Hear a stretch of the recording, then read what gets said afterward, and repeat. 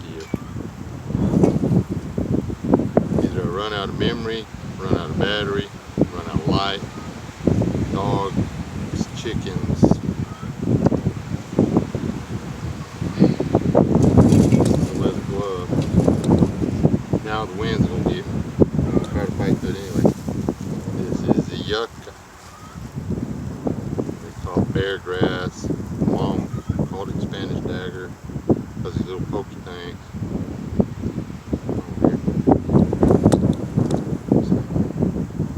We're not going to use this stuff. I'm cleaning my yard and cutting these things out. There's the camera at. See that point? Hold on to this one. But depending how big this one's actually not even the biggest thing. We're going to use this one.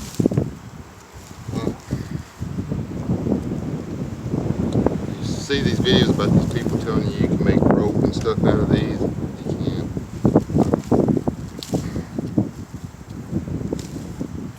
You know, as this is, just little stick. Safety's sake again, you cut the part that's going to stab you off. And you can tie anything you want to with this. Like if you're trying to make you a little real quick shelter or whatever, you need something to tie your tarp down, you got a sheet, bed liner, whatever, trying to tie a bunch of sticks together so you can throw brush on it for your brush shelter or whatever. This will work. Now, to I mean, these little white edges on here, they'll cut you. The end of it will stab you. The sides will cut you. This is a semi-arid part of the world. Everything out here has some way to hurt you.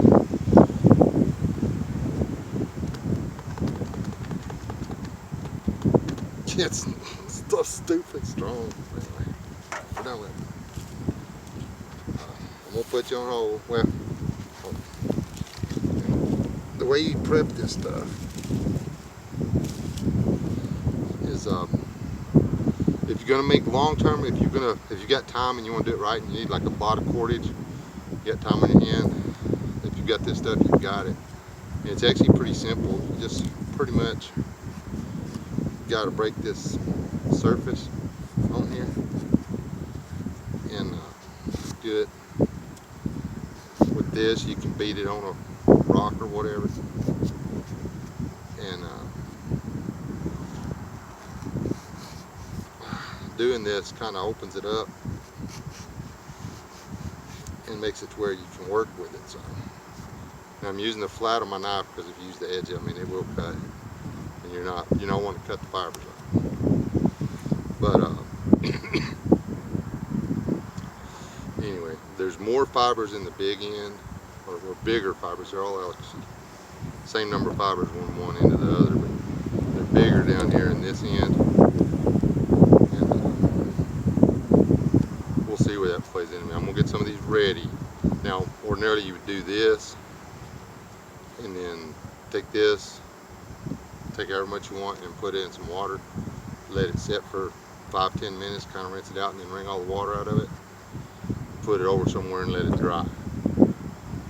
And especially if you're going to, you can fish with this, but the part that you're going to use to put the bait on, you want to wash it. This stuff tastes nasty. And, you know, even if the fish, he put a piece of steak on the end of that fish ain't gonna eat it. Be out there.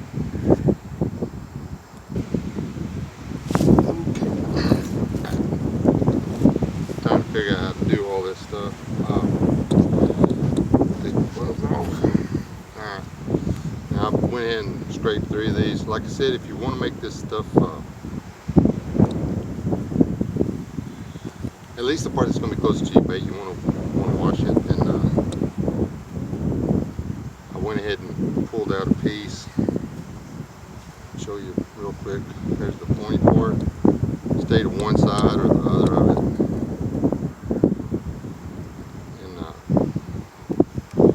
And take that one off. And what you're worried about is the center fibers.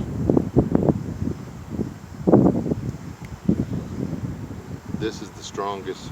That's that center one. It's actually, it's kind of hard to see on this right here, but that's real strong frame. But, this is one strand of this stuff.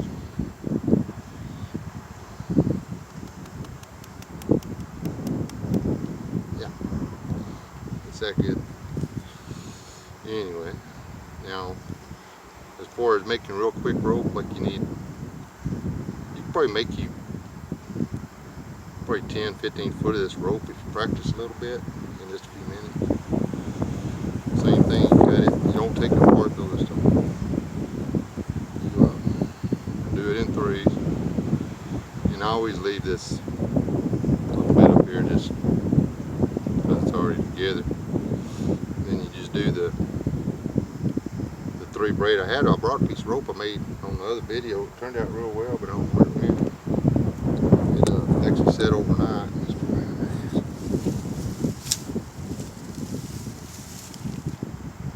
But anyway, I played with it all night, kept trying to break it. But anyway, it's real simple, just, you know, over. I'll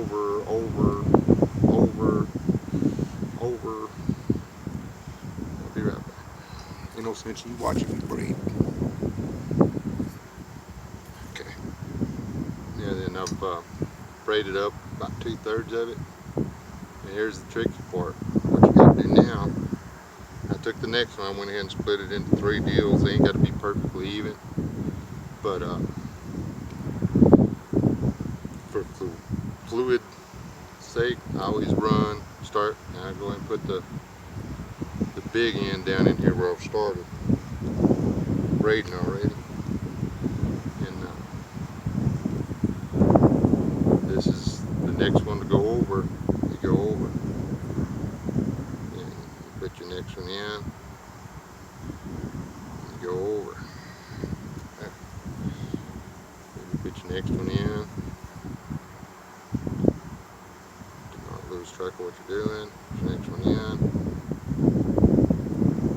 Over.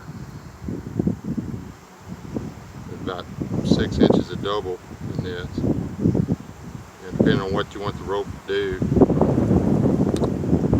is how much you need to lap. If you're just lashing shelter together or whatever, but like I say, this rope, I'm doing this, I'm gonna go ahead and make the rope, and I'm gonna go fishing with it.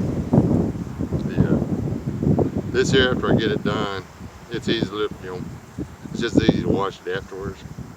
What I'll do is I'll coil it up, dump it in some hot water, and let it set overnight. I'll take it out, squeeze it all off, and then just fiddle with it until it's dry. You know, just keep moving it around and stuff. Because the more when it's wet, or after it's dried, and then you wash it, and then you start fiddling with it, the more pliable it gets. And all you're doing is each time you do it, you open these fibers up more. I don't know how many actual strands of fiber are in each one of these things. I ain't never pulled one apart and counted it. But trying to get past this braid. We'll finish this out and then I'll be back.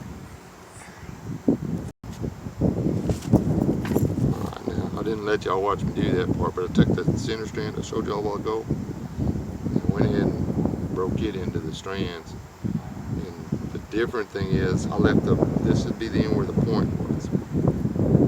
I left that one whole. I'm working back to the bigger deal. And the reason for that is after I get this braided,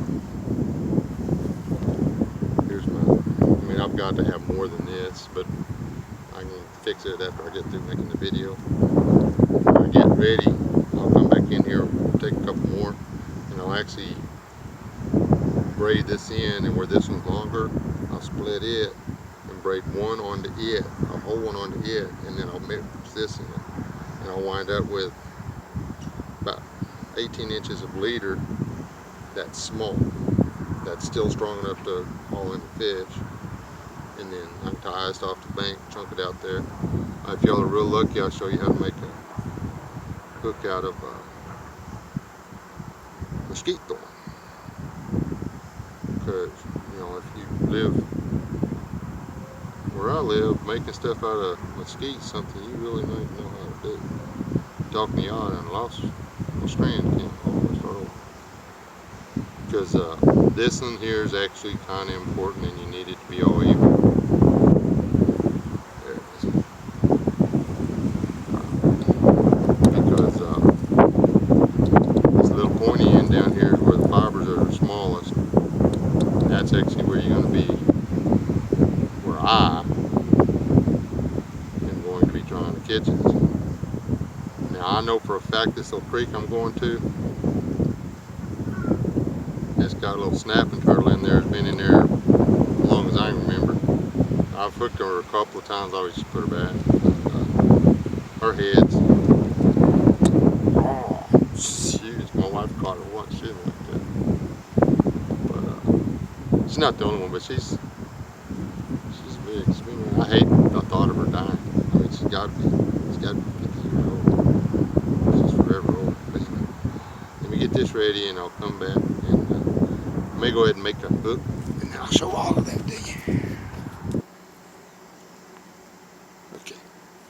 I hope this works, man, because I'm tired of doing all this work. No video. Huh. Rope. Oh. I got about 5.5 foot. And I can open this in and I can extend this as far as I want to go. Y'all ready for it? Now, I use the term hook loosely. The object is, put the bait on. I don't know if you can tell, there's a little barb right there. Take the whittle that on there. The object is, put the bait up on there like this. Then you let the fish eat it all the way down. And he'll swallow it and then he'll try to swim away. And when he swims off, if he tries to go back out of his stomach, that'll pop up. And actually, almost any fish out there, if they swim off with this in there, pointed up, that's right in the heart. And you just gotta get it out of the water. But that's why the little barb thing. But get a big old fat juicy worm on there. Lizard tail, it's kind of hard to get it on there, but if you can get if you can hit a lizard with a rod, take his guts out. Careful not to lose his tail. Shove this in there and just throw it out there. His tail will wiggle for a while. They'll draw something in. They'll eat the tail, they'll come back, they eat the lizard, and then you get to eat them. I think I'm gonna go fishing. It's Wes S signing off. If this video sucks, you're gonna watch it.